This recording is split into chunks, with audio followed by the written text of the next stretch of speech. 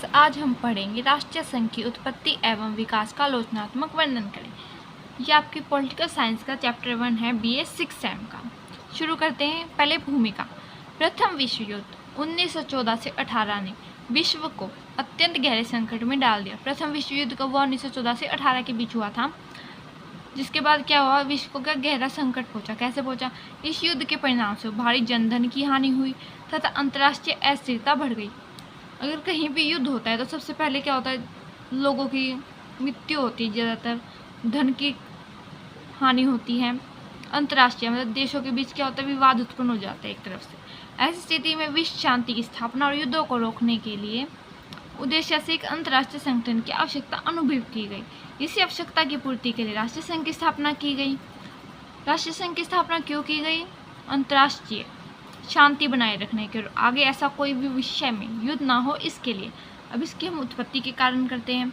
सबसे पहला पॉइंट है प्रथम विश्व युद्ध का विनाशकारी प्रभाव। इस युद्ध ने लगभग पूरे यूरोप को तबाह कर दिया। करोड़ों लोगों की मृत्यु, आर्थिक संकट और राजनीतिक अस्थिरता ने यह सिद्ध कर दिया कि यदि कोई स्थायी शांति व्यवस्था नहीं बनाई गई तो भविष्य में और भी बड़े युद्ध हो सकते हैं। अब इसका सेकंड पॉइंट है अंतर्राष्ट्रीय सहयोग की आवश्यकता। युद्ध के बाद लोगों को क्या लगा कि उन्हें अंतर्राष्ट्रीय एक दूसरे के सहयोग की आवश्यकता है। जैसे युद्ध के बाद यह विचार प्रबल हुआ कि राष्ट्रों के बीच सहयोग बढ़ाकर ही शांति कायम रखी जा सकती है। मतलब जब एक दूसरे को हर देश सहयोग करेगा तभी तो युद्ध रोके जा सकते हैं। इसलिए एक ऐसे संगठन की आवश्यकता थी जो सभी देशों को एक मंच पर लाए।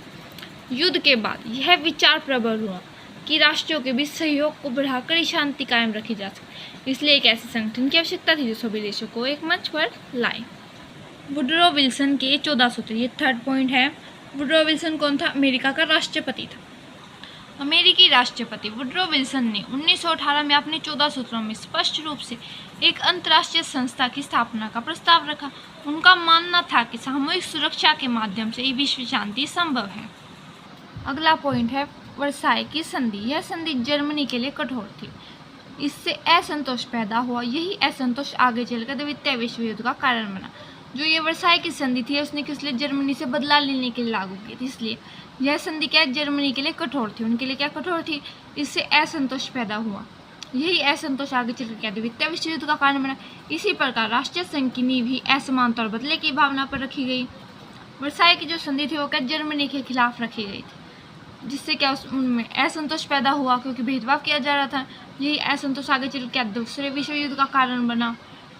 इस प्रकार राष्ट्रीय संघ की नींव भी क्या? असमानता और बदले की भावना पर रखी गई। अगला जो पॉइंट है वह है स्थापना। 1920 राष्ट्रीय संघ की स्थापना अंतर्राष्ट्रीय शांति और सुरक्षा को बनाए रखने के उद्देश्य से की गई थी। राष्ट्रीय संघ की जो स्थापना वो किस लिए की गई थी? एक अंतर्राष्ट्रीय शांति और सुरक्षा को बनाए रखने के लिए की गई थी। इस राष्ट्रीय संघ का गठन 10 जनवरी 1920 को हुआ। स्थापना के समय इसमें लगभग 42 सदस्य देश शामिल थे, जो बाद में बढ़कर 50 से अधिक हो गए। अब करेंगे राष्ट्रीय संघ का विकास कैसे हुआ।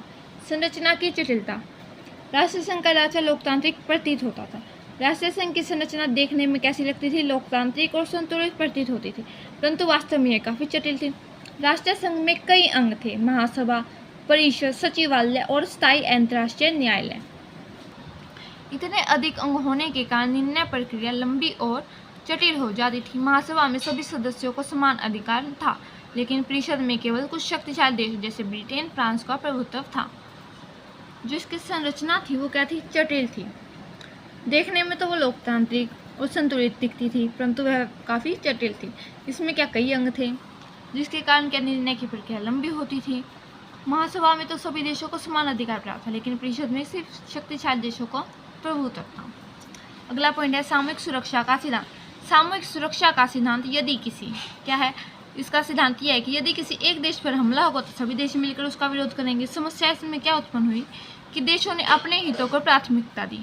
जो देश थे उन्होंने क्या? बस अपने हितों को लिए अपने हितों को आगे रखा। सामूहिक सुरक्षा केवल कागजों पर ही रह गई। इसमें समस्या ये उत्पन्न हुई कि सबसे पहले तो क्या जो दूसरे देश थे वो बस अपने बारे में सोचते थे, अपने देश के बारे में, और दूसरा क्या है कि केवल कागजों पर ही रह गई सामूहिक सुरक्षा, क्योंकि वो केवल अपने देशों के बारे में सोचते थे, वो मिलकर कार्य नहीं करते थे। अगला पॉइंट है कार्य क्षेत्र का विस्तार। राष्ट्रीय संघ का प्रारंभिक उद्देश्य